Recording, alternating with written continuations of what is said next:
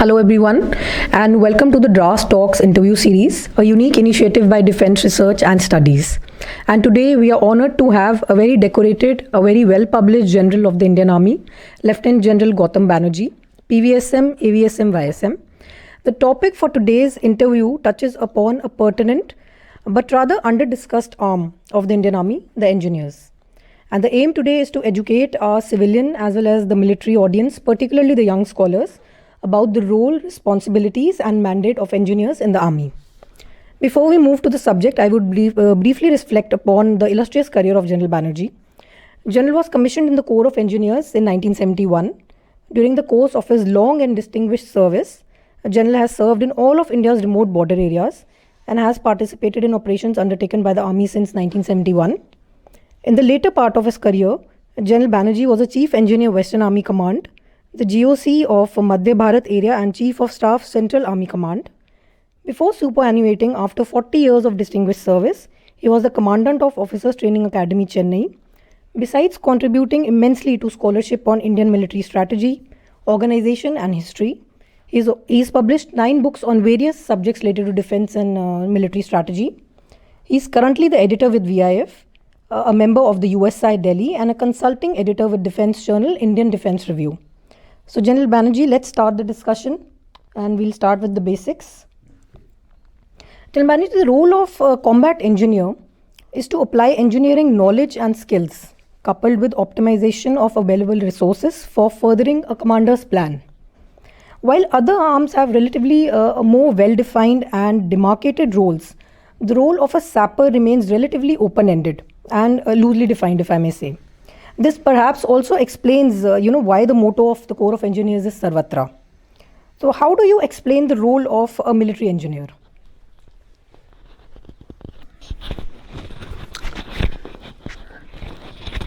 You see, the fact is that engineering is intrinsic to warfare.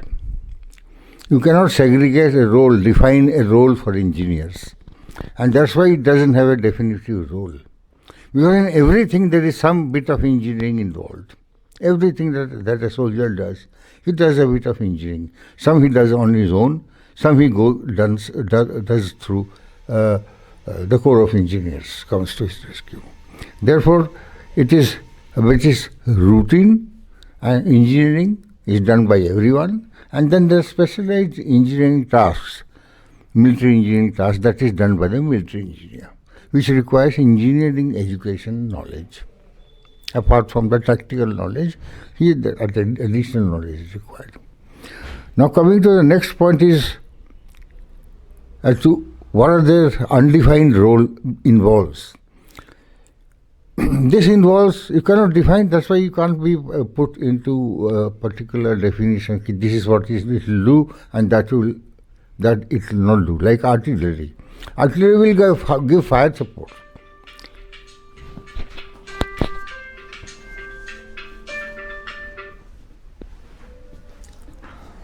Artillery will give fire support, but it will not run tanks or it will not give signal communication. Whereas engineers can be asked to do anything in support of the rest of the army. That's why this definition is not there. In fact, the definition is there, which states that apply engineering knowledge and skill to the furtherance of commander's plan. And the commander's plan could be anything. Now coming to the role or the performance of engineers in battlefield, basically it is to shape the battlefield. Shaping the battlefield means creating the battlefield terrain into favorable to the own forces and difficult for the opposing forces. So this will involve like tactical advance or by altering the terrain. You alter the terrain to facilitate your advance or your own troops' advance and prevent or make it much more difficult for the enemy to advance towards you. That is a shaping of terrain. Then there are obstacles to further limit his maneuvers, and they are breaching of obstacles for our own forces. So therefore, and this could be done anywhere. Shaping the battlefield starts from the time of line of contact with the enemy and goes well beyond to the rear. And therefore it is Sarvatra. At strategic level, again, engineering aims at achieving surprise. By going faster, taking an approach which mostly people will consider as not possible or difficult. So you take that approach to surprise the enemy and gain great advantage. Then unexpected speed of mobility. Terrain is shaped so that you can move faster, much faster. Camouflage and concealment of your own forces. Hide it from the enemy. If you can't see, you can't fight. Another creates deception. Show tanks where there are no tanks. Create a ditch where in the map there is no ditch. So these are the basically shaping of terrain, and this Sarvatra, it starts from line of contact right till the base areas. Thank you, General Banerjee. I think just like you said, commander's plan can be anything, and that's why there's so much. Probably that's why the mandate or the responsibilities of engineers remain really open-ended. Yeah. So the growth of an organization is essentially linked with its ability to adapt to the changing needs and external realities. And the same holds true for the armed forces. As also highlighted in your Manekshaw paper, sir, the roadmap for the Indian sapper, the infantry units, they have initiated simple engineering tasks, and likewise, like you mentioned, that the armored units also have gained expertise in obstacle crossing. So, by the same logic, sir, how have the engineers acquired the higher levels of inter-domain expertise, and with special reference to some of the points you've also said, mobility and counter-mobility? You see, basically, as I told you, beyond routine engineering, whatever you have to do, have some engineering education expertise developed into you. What does an engineer do? A building can be made by masons also. Why do you need engineers? Engineer will make that building at a cheaper cost with lesser material in faster time frame, and the building will be stronger. That's all. Otherwise, a mason can make it. So similarly, the domain expertise of military engineer has two facets. One is the engineering knowledge itself, which requires engineering education, separate, which is distinct from military training, the technical training, that we carry out through a series of training events carried out throughout the career of the engineer officer. He does his young officers course, then he does engineering degree course, advanced courses, M.Tech, things like that. And the other part of that engineering knowledge is a multi-spectrum engineer. Unlike in civil, you have civil engineer, you have electronic engineer, you have mechanical engineering. A military engineer has to be on in all. In a war, you can't say, no, this is civil engineering's job, so call a civil engineer to do it. This is an electrical engineer's job, I can't do it. You can't say that. So, even if he is whatever engineer he may be, he has to be an all-round engineer. He has to have basic or good knowledge of other branches of engineering also. That's why at one time engineers, the Corps of Signal came out of engineers. They were engineers, part of engineers earlier. And then they put. So these are the basic expertise has been done. As far as mobility, counter-mobility and survivability is concerned, as I was telling you, post-independence era, our strategy was defensive in nature, just to prevent enemy from encroaching upon our land or taking away our land or pushing back the borderline. In that, the understanding on the flawed understanding was that you have to just occupy a ground and defend, prevent the enemy from coming. There was no major aspect of maneuver in that part. Unfortunately, warfare is not just defense. Even in defense, you have to be offensive. Then, with the defense mindedness we covet nobody's territory. But during the war, you have to go into others' territory, otherwise he will come into yours.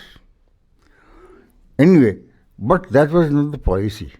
Our policy was we will not cross our borders, we will not go beyond, we will not capture any area of outside, we will just defend ourselves. In that, the mobility is very little. In a line of control, see, the defenses are ready, roads are ready. Role of engineers is very little now.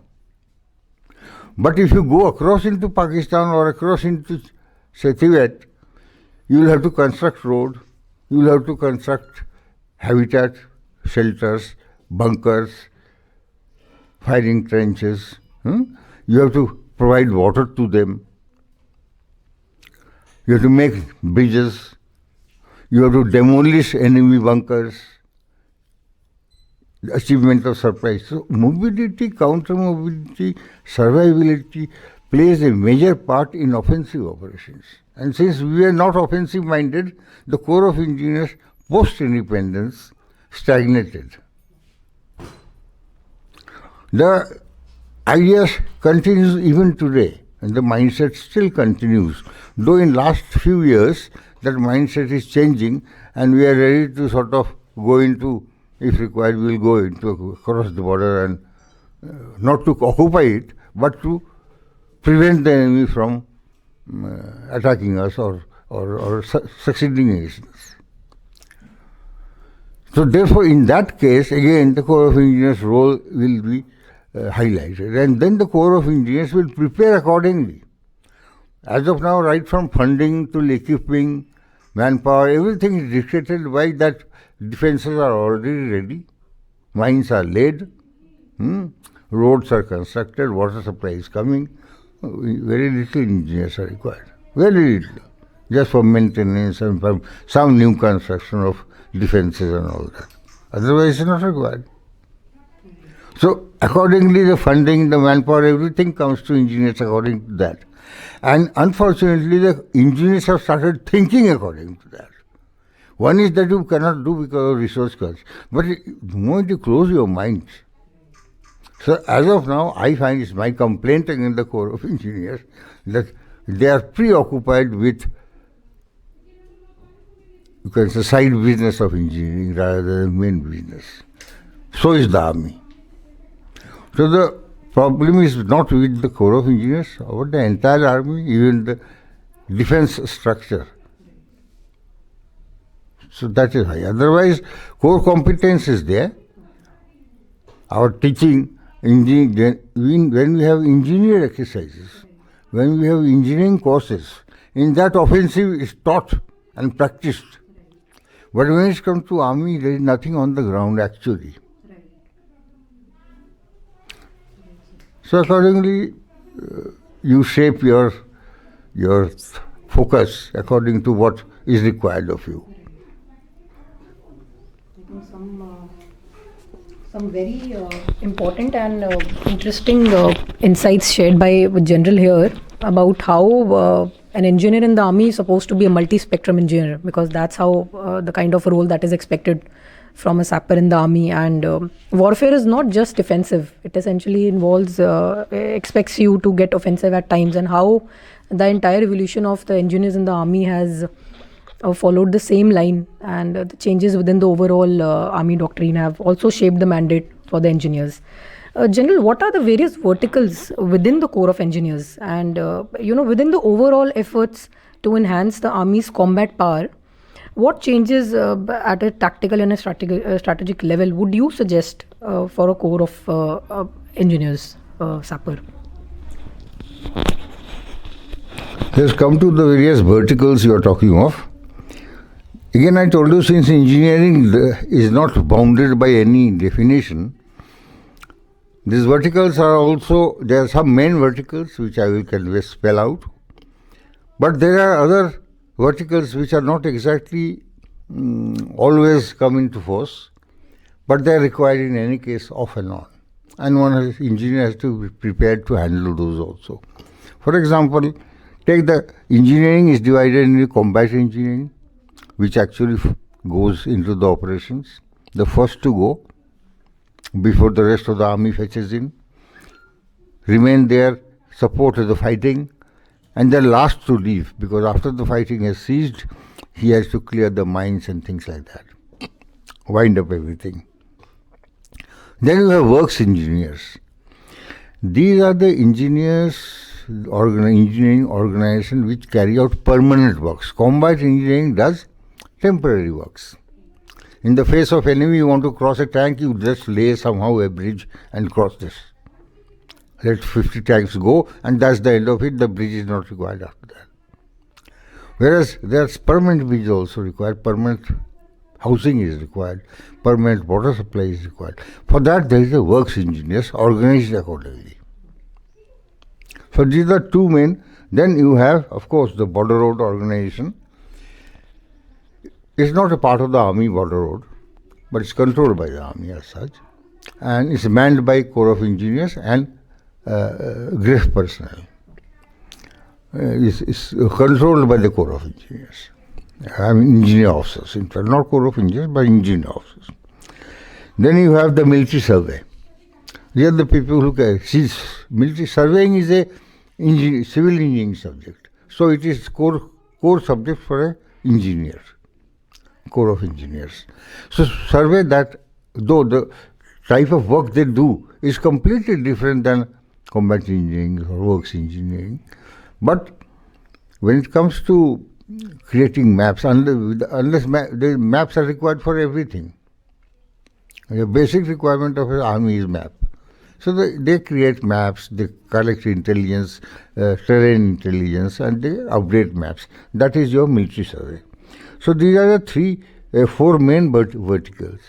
Then an engineer is also obliged to carry out sundry tasks, which generally we get classified into. Like combat engineering can be put into work in a garden, or you can say amusement park, or things like that. Sometimes create something which is not exactly combat engineering, but still he has to be asked to do so. But who will do it? Everyone has a defined role. He can't be told. You can't call a gunner to come and lay a footbridge in a place. Though it is not combat engineering, but it is a part of engineering, and therefore engineers should do that. Then you have, because of combat engineering, as I explained to you, because the defensive strategy that we follow, and we follow in attrition warfare, because that the role of engineers is much more limited as compared to pre-independence, when it was the British Indian Army. Then you have the BRO, of course. The problems enhance the Army's combat power is basically, again, I told you, this is the attitude, what you want to do. If your strategy is defensive, it's all right. Your strategy is offensive, you've got to do a lot. Like border roads, these roads which are being constructed now, they have been on the cards, or they have been approved, they have been wanting, Army has been wanting in the last 20 years. But it's only now that the funds are coming, equipment are coming, and they are building. So it's a question of, we are not flush with funds. There are other priorities in the national agenda. So you have to also cater for that. So whatever comes into our share, this is what is required. So if you want something more, you have to fund it. And not only funding, now because of technology, just giving funds is not enough. You have to have the technological base, the industrial base, which we don't have. We have a very modest base, which again caters for defensive strategy. So these are the things basically you have to do. Tactical decision making is another one thing which is very important part of engineering. No tactician, no commander can make his defensive or offensive plan without consulting or having an engineer as his advisor right from the beginning. He has advisor from all arms. But the engineer advisor is supposed to be part of the commander's O group. O group means order group. He is also part of the commander's recce group, reconnaissance group. So, the very fact that you decide to launch an offensive somewhere, that decision that somewhere comes from engineer advice. Anything else that is required in this? That's it. Because while giving that kind of advice, the engineer advisor has to keep in mind the tactical aspects, which is actually the commander's job. But he has to know that. He can't suggest an engineering solution which is tactically unacceptable. And the other is the technical aspects. I think that's what makes an engineer indispensable to a commander's plan, the order and. I think that's what makes an engineer indispensable to a commander's plan, is involvement in the order and recce group, as you said, of course. But engineer starts from beginning till end. Right. First to enter and last to leave, like you said, in case particularly of an offensive strategy or requirement. So, General Banerjee, post-independence India, as we all know, we have faced threats from China also and Pakistan also. And the border infrastructure, if we look at that time, was not yet fully developed. The terrain was tough. And as the popular saying goes, God made terrain and permitted only the engineers to alter it. Evidently, the engineers had a very significant role to facilitate the mobility, which you have already highlighted. So, can you elaborate the role of Indian military engineers in 62, 65 and 71 war, the initial 3 years, and how were the special op needs of that time addressed during the period? Well, as you know, 1962 there was no special operational need. Any operations were never envisaged. And the role of engineers was very, very less. In 62 war, there was no mobility, there was no attacks, there was no defensive preparations as such to that elaborate extent. So except for preparing certain defenses, laying some hasty laying of mines, basically they performed the very dubious task of demolition of our own bridges and all that to halt the Chinese advance. Otherwise, in 1962, the role of engineers was confined. In fact, the role of army was also confined at that time. You know, we say we lost 62 war. That time, army had 42 brigades, and only 5 of them were actually involved in war. So, how can you say that we have lost the war when you have not exhausted your resources?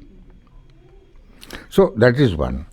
In 1965, in next 3 years, things were different.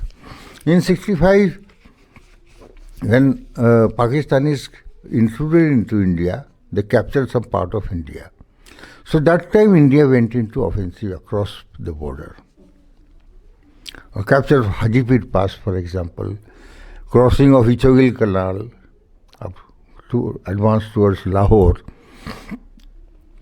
Here again, the role of engineers came to the fore. It was restricted to mobility, limited to providing mobility, like and sustainability both. Like Hajipir Pass, it was basically an infantry task to climb up to that pass and then capture it.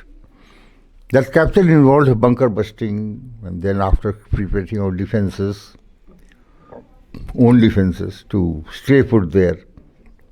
Similarly, in offensive across the canals, the waterine terrain in the west Punjab, when 11 Corps went into the offensive, again engineers were required to cross nalas, bridges, create mines. Some places, bridges were demolished to prevent counter-attack from the Pakistanis. So their engineers, and one of the major tasks performed by Corps of Engineers in 1965 war, which becomes is now called the graveyard of patent tanks.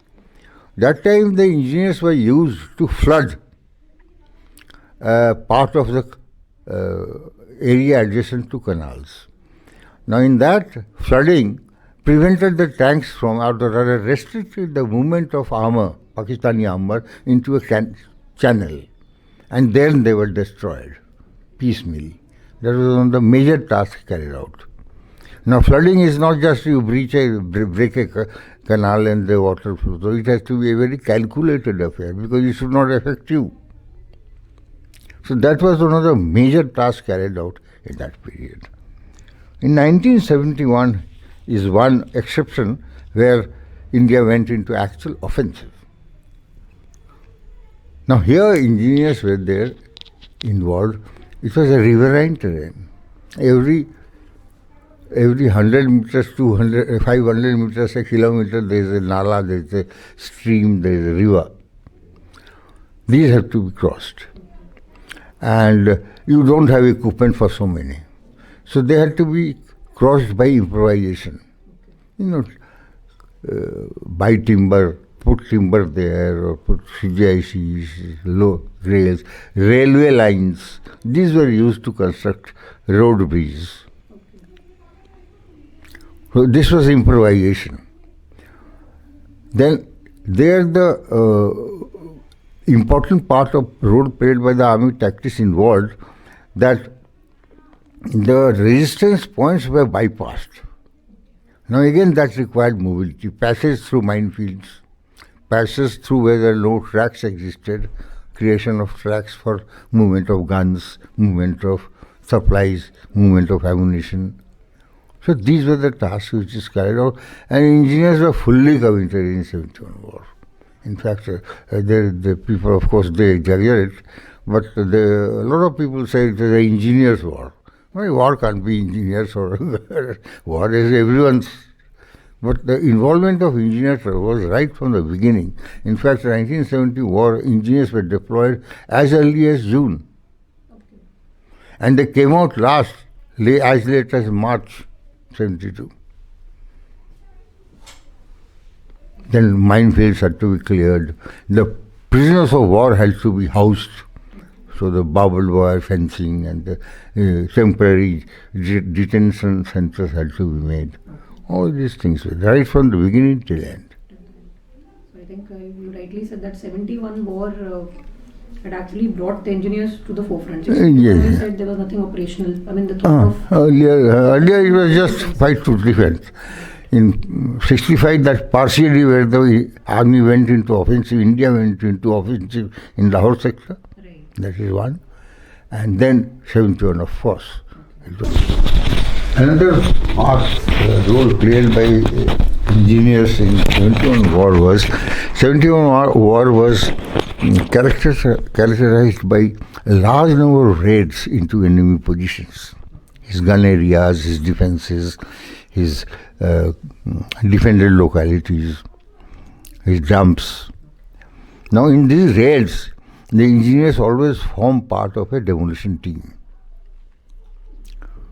So they were the people, once the raiding party gained access into the object of raid or the focus of raid, then the destruction part of that enemy's assets was carried out by engineers. And that was a quite frequent thing. A large part of engineers operated as part of the commando operations, so to say. Another important point, General Baji, taking this debate forward, how has the organizational structure of a combat engineer unit evolved in terms of manpower and equipment? And there has been increased emphasis on the notion of balanced force structuring and need for interoperability. So what do you think is the ideal or the planned scenario with respect to organizational upgrading or manpower planning, resource allocation, for the Corps of Engineers? And where do we stand now? So if you could share your assessment, and there have been a lot of new discussion with respect to the third review cadre also, and so in terms of organizational restructuring.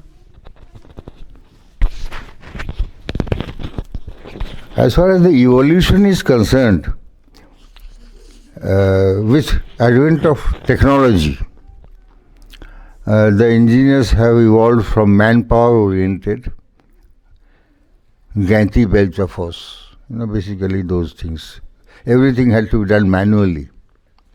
That time, a Corps of Engineers strength of a company was running to nearly 400, which is today nearly just above near about 190 or so. But as the machines started coming in, earth moving machines, drilling machines, demolition equipment, the role of machines came and the role of manpower was reduced to that extent. So the number of men reduced, but the training of men had to be enhanced to handle those equipment. So accordingly, the entire structure changed. The training establishment changed its curriculum, its capability of training, its equipment held for training. Engineering units changed its organization to suit the equipment. Earlier, a bridge could be constructed by 50 men. Now only 15 men was required, but this 15 had to be highly trained in using the equipment correctly. Okay, so that is one manpower orientation.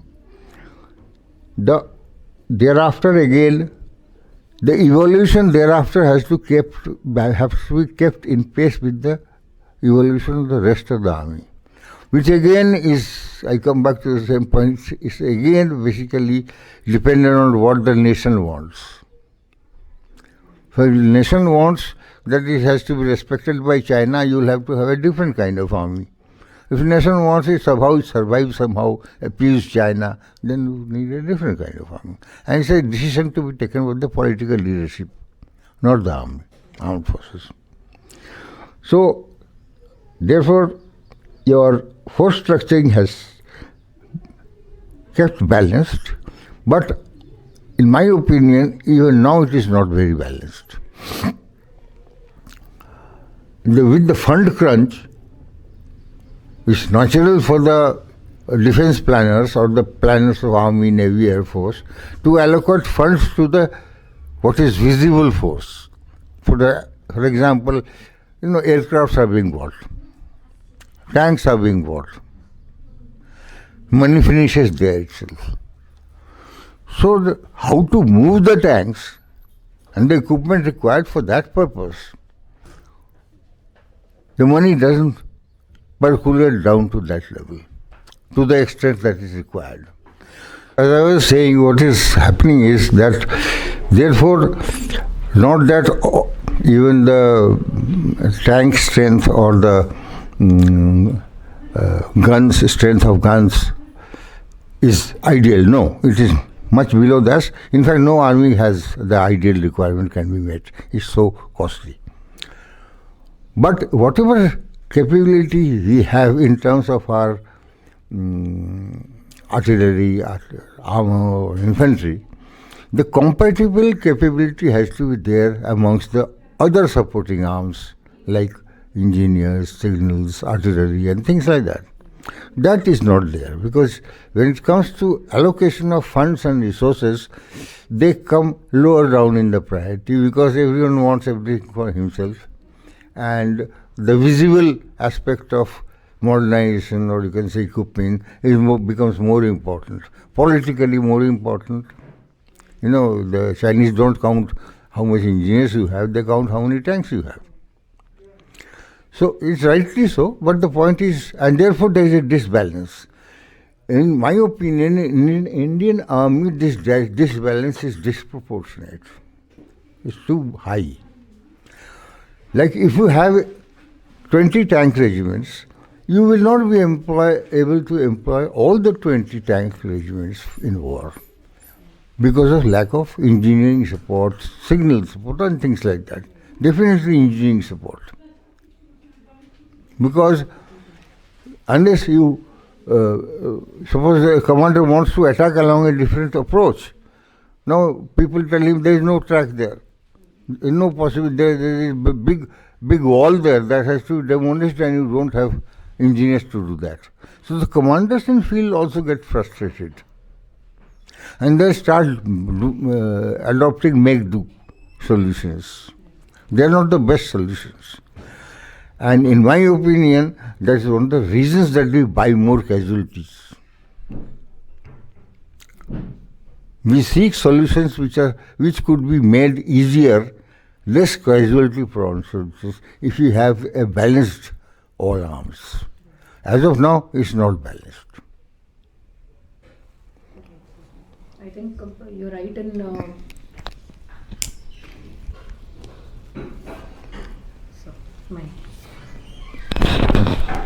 I think you're right in saying that due to a lack of a clear-cut strategy, sometimes engineers have to, come out with make-do solutions, and that also reflects in, the problem that we're having and an imbalance in the force structuring. And also, the national outlook, as you said, is intrinsic to the whole thinking, and it percolates down all the arms. So, General I'm Banerjee. not challenging their right to have their outlook. After all, it's the national decision makers who will rule. But under that circumstances, after national decision makers have allocated or decided on certain things, then it comes to the army. Then again, they have no choice but to allocate a larger share to the visible parts of the armed forces. And then when visible, like you have Rifles are coming, but with the Rifles you need a whole package. The early warfare, the electronic warfare package, the protection package, the refueling package, those are not coming. And therefore, the best use, the optimum use of the Rifles will not be there unless these parts are also procured. But by the time their turn comes, the fronts are dried up. Right. That's actually a problem, as you highlighted. And General Banerjee, there is a change in the nature of warfare. And there's a shift from conventional to non-conventional warfare, and there has been a rise in the low-intensity conflicts. So, in this scenario, how has the responsibility and capabilities also, of the engineers, how have they evolved over time? And what kind of reorganization or modernization would you prescribe for the combat engineers in order to orient them with the modern era battlefields? And also, if I may add, like you also said that, with the era of technology and there's a lot of, focus now on information-centric threats. So the role of mapping, you also said that maps are, the importance of maps to an engineer's task. So the role of mapping and geospatial information system becomes very important. So what is the contribution of, engineers per se, in this domain? Firstly, I don't agree with the people, including you, who says this conventional shift from conventional to non-conventional warfare. The warfare itself is changed. The warfare during Napoleon's time or during Caesar's time and the warfare today is not the same. What we call non-conventional warfare or you can say hybrid warfare, things like that, they are the warfare. They are the conventional warfare of today. The conventional war earlier, when they say conventional war, that means fix up the bayonet and attack the enemy. That conventional warfare has got much more expanded today. Read any history of warfare, what part we are talking of non-conventional or irregular warfare or hybrid warfare, they have been part of every action. Right from, again, I told you, if you take from Caesar to Napoleon to present day, it has been there. Napoleon faced a hell of a lot of trouble in Spain because of irregular warfare. So that is non-conventional. These are wrong definitions made by scholars to gain attention, to create something new for themselves. Conventional war is what is happening today in Kashmir, even that is conventional war. Conventional war, apart from fixing bayonet and attacking the enemy, now also involved, not now, in fact it's always involved side business, sabotage, infiltration, what you call, terrorist actions. They've been there always. So that is one thing which I wanted to clarify. Well, coming to your main question, yes, you are correct in stating the rise of low intensity. Part of the conventional warfare which involved low intensity, that part has risen. Why is it risen? It has not risen just because of anything else. It has risen because the conventional war capability has become so strong that the enemy doesn't want to go there. So far, Pakistan has been attacking India conventionally. After 71, he learned the lesson, yahan nahi chalega baat. So let's do something else. And they started this proxy war. So my consideration is a proxy war or whatever war, these are all part of the conventional warfare of today.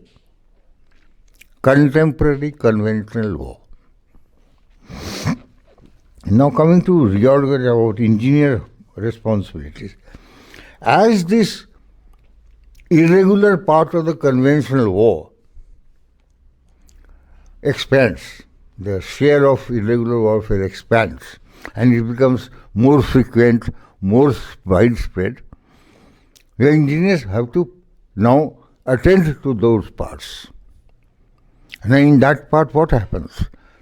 Basically, in irregular warfare, the role of engineers remains the same. Demolition, things like that, habitat, protection, defenses, preparation of defenses or protection of troops. But now it is much more spread and in small bits. You don't engineer regiment everywhere. You need just a cell, a section of engineers. So because of that spread, you have to increase the mobility, communication, and the equipment profile. They have to have, we have to categorize our equipment into heavy equipment and light equipment, which is being done to some extent. We have been procuring very light dosers, things like that. That has to be done in a more comprehensive manner. One set of equipment required for that. So engineer is the same. When he is deployed for irregular warfare, he picks up that part of the equipment and goes into that, and divides himself into sections and cells and platoons and goes. When it comes to the what we call it a so-called conventional war, but it's a mainstream war, then again he comes, joins up together, recreates his own regimental or you can say company organization and fights with the heavier equipment. This is required today. If we had, this is not only for engineers, it's required even for other arms like artillery and tanks. Because now they are realizing in Ladakh we needed a light tank. Whereas the light tank case has been going for last 50 years. But it's been stopped because of the fund crunch, because the mindset, no, light nahi, let's have only medium tanks or heavy tanks. That kind of reorganization is required. Now your second part of the question is regarding survey. Now what is the contributor of Corps of Engineers? As I told you, Corps of Engineers is the mother corps for survey. Survey is a civil engineering subject. So therefore, part means it is the basic. It is the basis. Military survey is based on, begins from Corps of Engineers. It is manned by Corps of Engineers personnel. Over the years, of course, now things have changed. Now survey is a very tough job in those days. You have to walk for miles and miles, climb mountains, cross rivers, live in jungles. Now, because of technology, those things are not required. And since they are not required, the army men are not required. Like all this war will stop, you will forget your army men. So now, since they are not required, the civilian part of the survey of India is coming into play. And there is nothing wrong in it, but the point is that they are not required. You don't require, commandos to carry out military survey today. Like in earlier days, you require a commander to do that. Any person goes in a transport and carry out the survey. He's got machines and everything. He can do maximum. Though field survey is still required, and we have some field survey units which carry out survey in the field. Now, equipment can't, or the machinery or the electronic devices can't differentiate everything yard by yard. Whereas survey is basically coming down to yard by yard survey. That is one. As far as the Now, you have mentioned about coordination with Corps of Signals. Now, in military survey, Corps of Signal actually has no role to play. Signals is basically you transport the information, map information. It's basically a medium. It provides that link. But there is always an overlap. When you provide a link, you want to do something, learn about some skill of survey also. So that also they do. That's not only signals, even artillery does it, armored corps does it, everyone does it. Even infantrymen do it. They have their own part of their own survey. So, but coming to military survey as such, the mainstream survey is only the survey of individuals, which is capable of doing it, which is educated and equipped to do that, trained. Others are not. Others do amateurish work. Now, military survey somehow is a low priority in the army. Again, probably because we have no offensive mindedness. Whereas in, say, US Army or the Chinese Army, a survey is a very major part. It's a separate, complete department, military survey. Because they need maps of Iraq and Iran everywhere, all over they go. Whereas in India, that is not the case. So survey comes low down in the priority in terms of manpower. Even the Corps of Engineers doesn't want to give them officers. Then funding, they require very high cost and very high-tech equipment. It takes, I think the equipment which was demanded in 90s has just about come a few years back. So that kind of priority, because of that what happens is military survey is unable to meet the aspirations of commanders in the field. They don't bother whether you get fund or not. That's why you produce this map. Or you tell me whether sitting at this point I can look at that point or not. So surveyor will tell you whether you can actually see it or not. But when he's unable to do that, the commander also gets frustrated. Yeah, what is the use of these people? So that is one big problem faced by military survey. And sadly, the Corps of Engineers, which is the mother corps for military survey, is also either by due to constraints or because of the lack of willpower, doesn't come to support it to that extent that is required. Support in terms of manpower, funding, technical assistance, training. Training also is done by engineer institutions. So that is one thing. And that has encouraged a number of fakes to carry out military survey. Like there are fake officers who are not military survey officers, have no clue about military survey technicalities. They have started producing maps and all that, copying here, paste there, that kind of thing. So, and they have started claiming. So, some of these officers belong to Corps of Signals, some of them belong to artillery, things like that. Because firstly they don't get what they want, and then they try to create their own, whatever they could. But that is not survey. Survey should be interactive. The commander decides, no, I'm not going through this place. I want to go through that place. Now let me know how can I go. Should enable that place. Yeah. Like you said, Now coming to China and Pakistan, you said, huh? In survey, actually, last thing, the eye-catching fakes put up by various firms also. There are private firms also who are doing surveying. Well, they cannot meet the military requirement. And when you adopt them, like Google Map, you download Google Map and start using it for operations. It's all right, it's a fake. It's all right to humor some people who have no clue about survey. This, very well done, boy. That kind of thing. But it doesn't work in war. That will not work in war. As far as China and Pakistan is concerned, China is way ahead of us. Following the American lead, they have created a new department of military survey.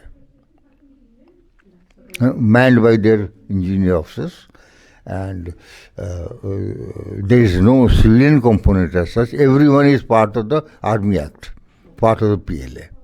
Unlike our case, there are civilians also. And those civilians who are part of the military survey, they come under the Army Act. So they are ruled by the army rules and all that. That is China is way ahead. Though not to the extent that is publicized, China knows everything, China does everything. That's not the case, not yet. The propaganda, of course, precedes the development. As far as Pakistan is concerned, they are similar to India. Their survey is similar to India, but they are more open-minded to the survey. And they have better approach to advanced level technology. The Pakistani military survey officers are trained abroad also. Whereas in India, officer going to train abroad is looked down upon, he is trying to have a good time. Rarely approved. So unless you do that with the advanced nations who are much advanced in survey techniques and equipment, you can't be at the par. So I suspect the Pakistani surveyors, military surveyors, are slightly better off as compared to Indian military surveyors.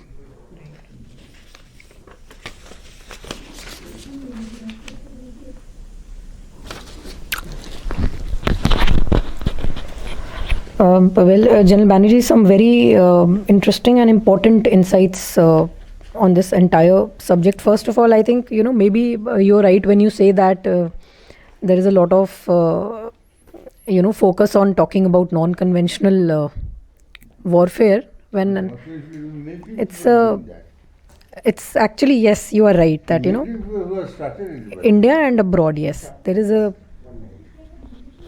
General Banerjee, some very interesting insights, particularly in this part of the debate. First, I think you are right in suggesting that there has been an overemphasis on this whole, dichotomy of conventional and non-conventional. Maybe we need to, as young scholars, we need to read more about, go back to the history and... War is war, and objective war is same.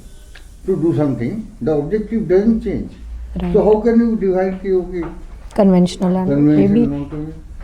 How can war be conventional? There are no two battles are same. No two terrains are same.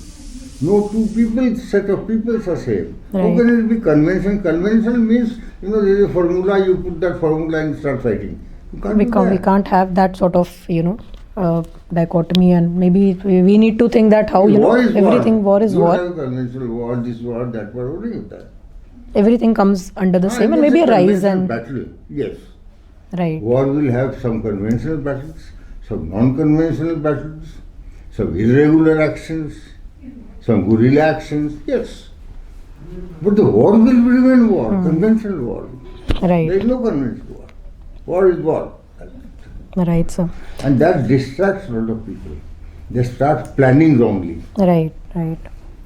That's true. And second, sir, what you've shared about, the Chinese and the US experience in military survey, and also the Pakistani view towards this, I think there is a lot for India to learn, even though both are adversaries. But how China, the kind of importance that they are giving, enough learning done, with time to do not something.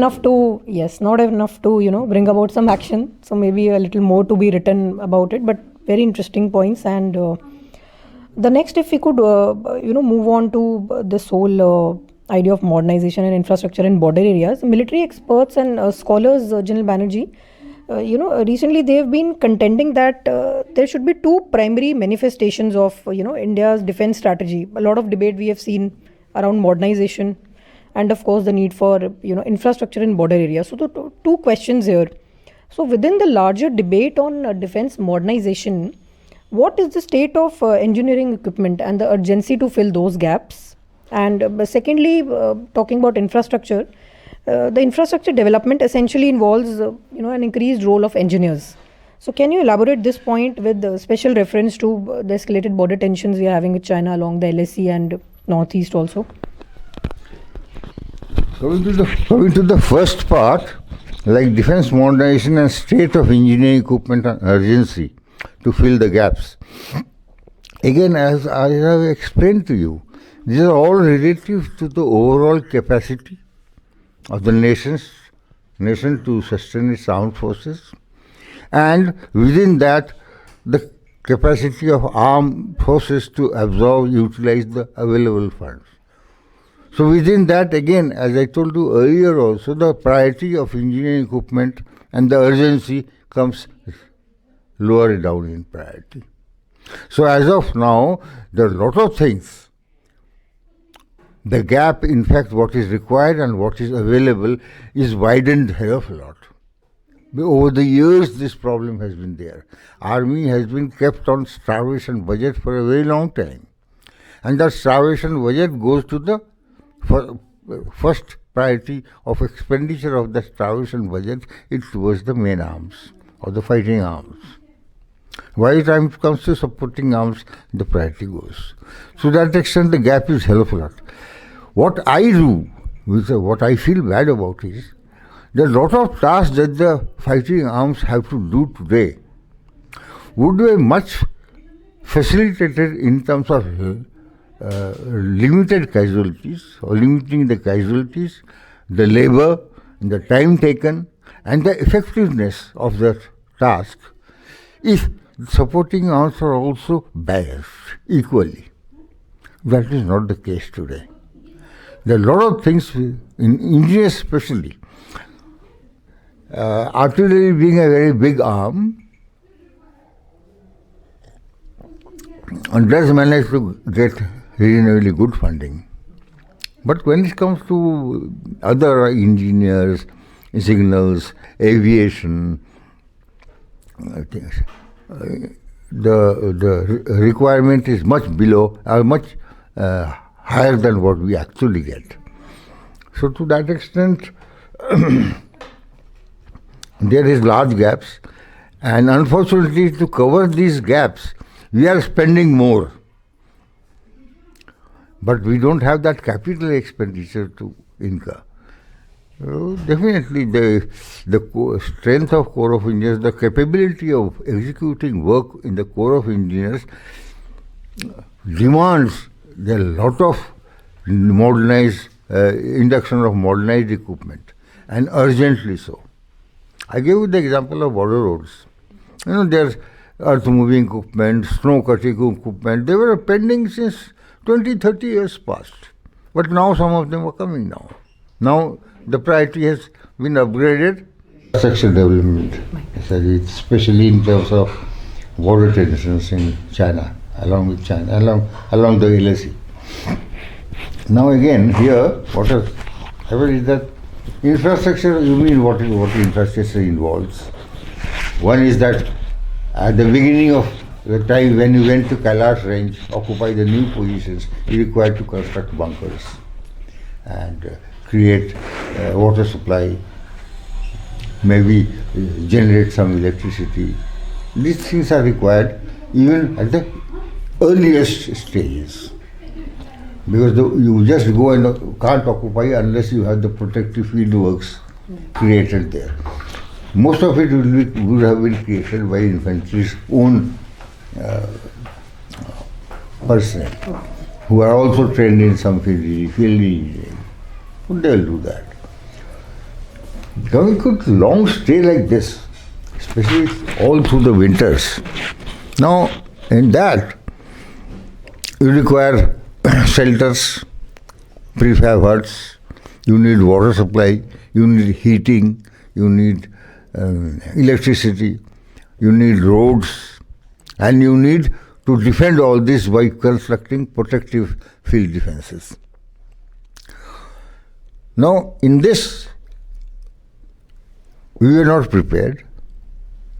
Our capability of constructing this infrastructure is limited to a particular peacetime, or you can say pre-LAC incident time.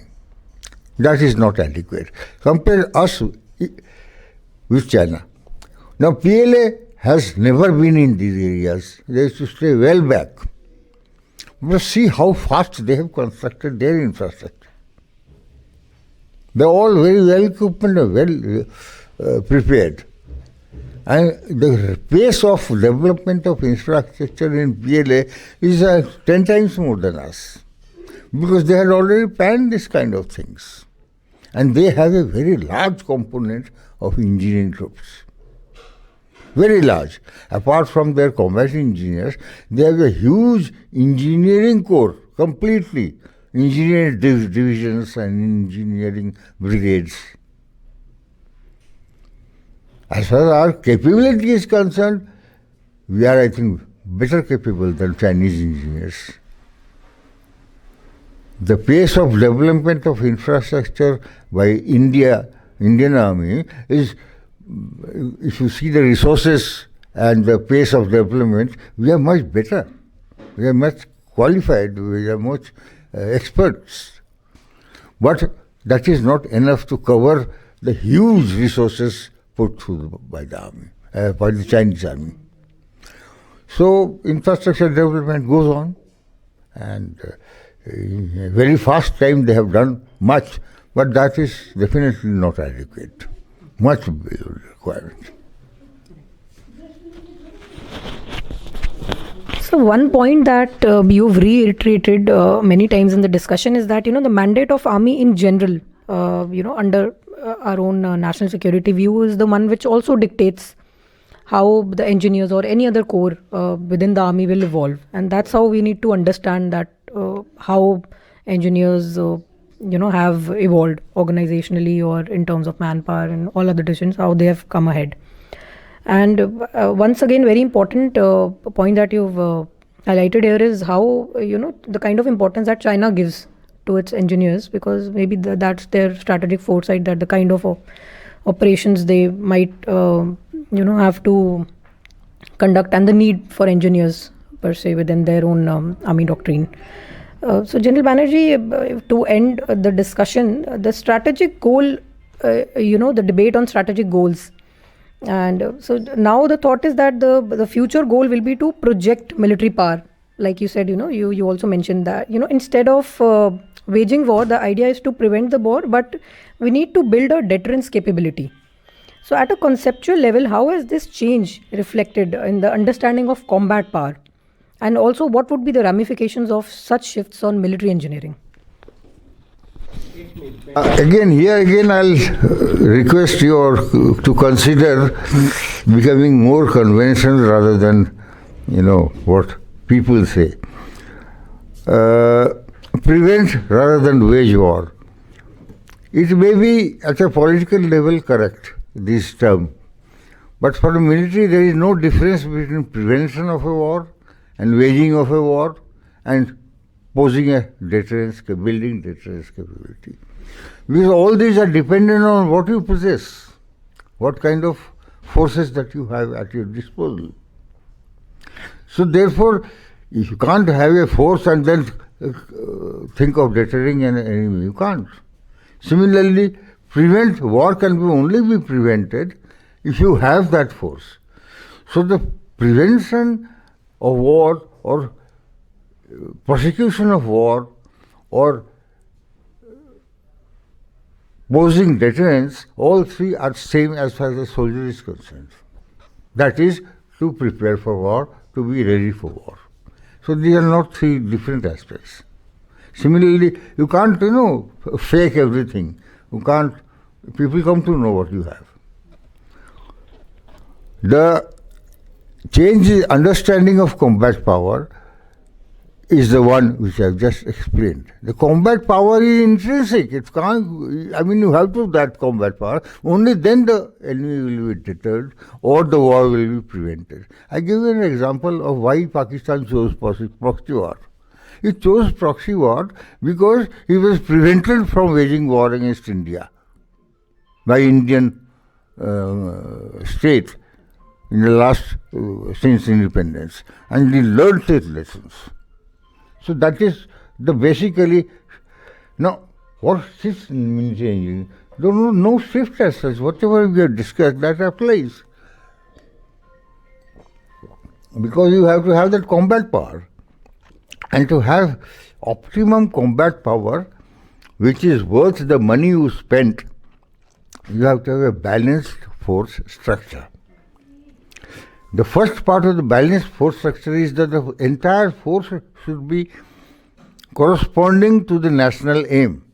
You can't say I will defend all my 7,000, 8,000 kilometer long territory with these much forces. So the national aim should be, earlier aim was that we will defend. Your armed forces were made according to that.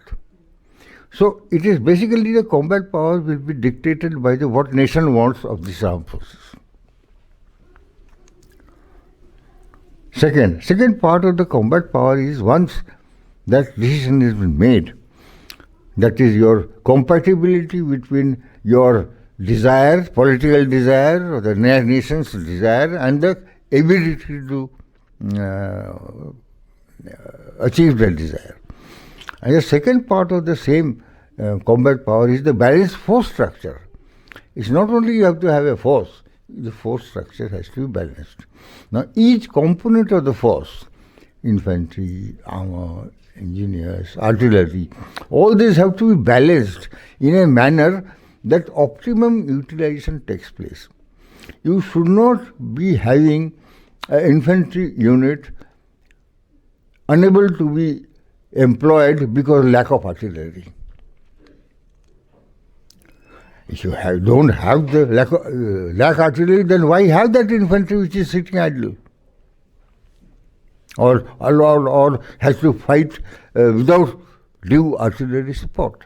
This is what happens today. The infantry has been fighting without due support from others. What is actually required, ideal support. So that is what the combat power is. And in that, Corps of Engineers has no role as such. The role is only to be compatible to the rest.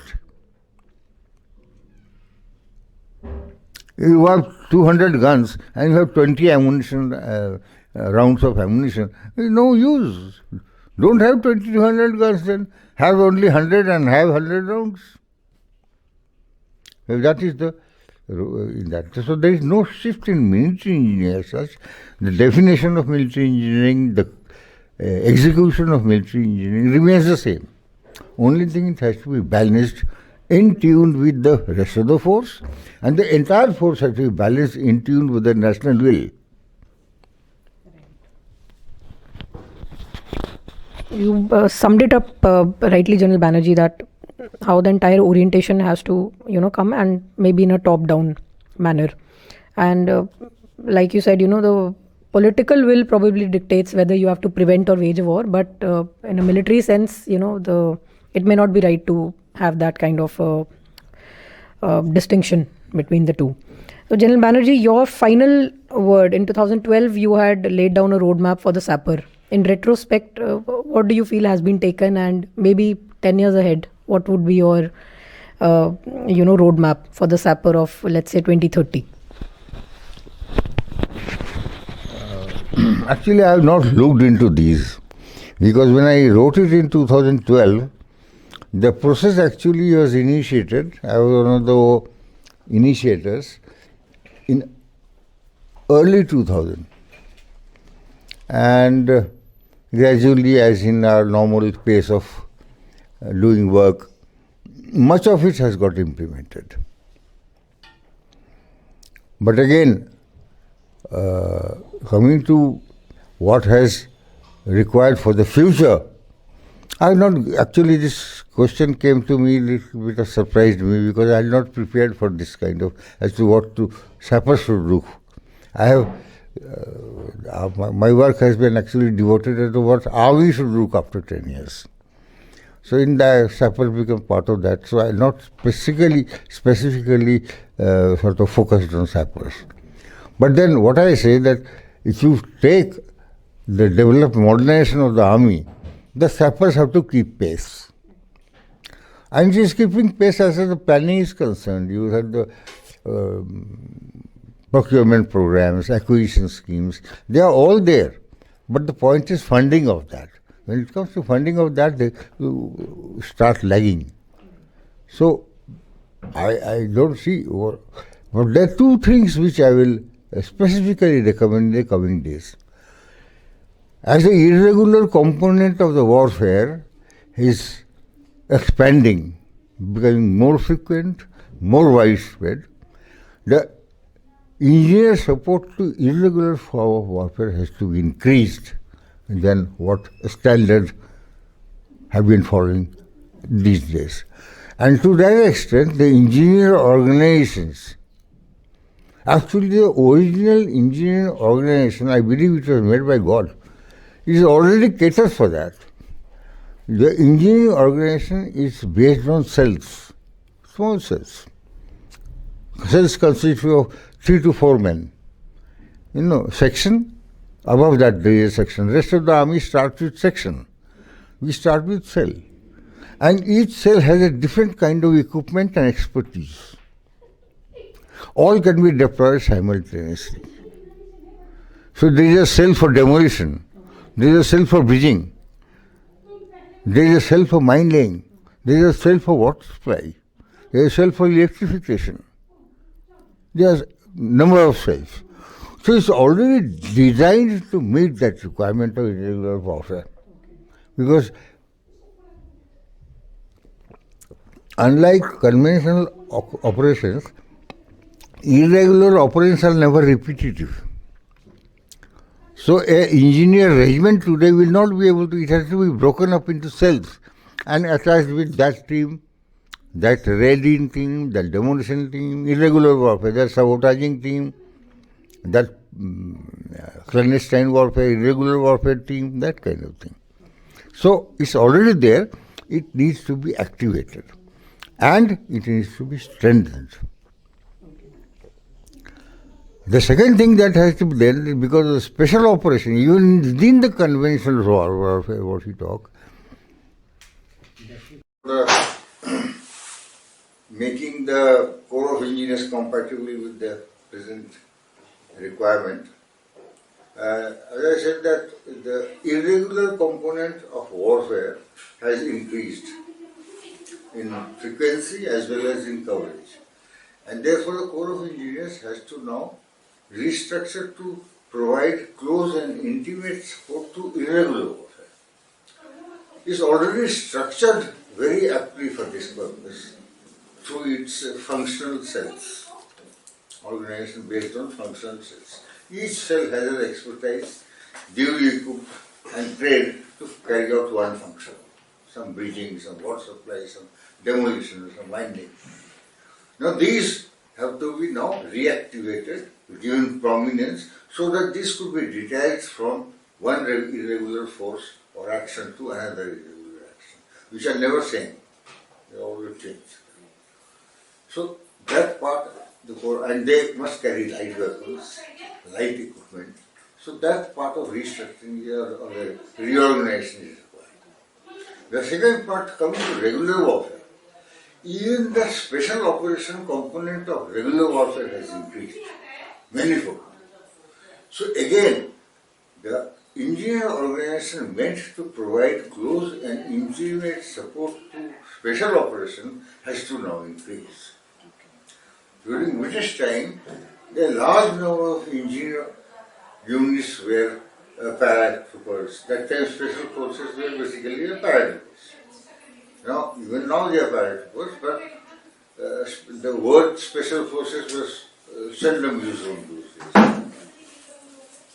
So, in the British days, and after independence, these efforts were disbanded or converted.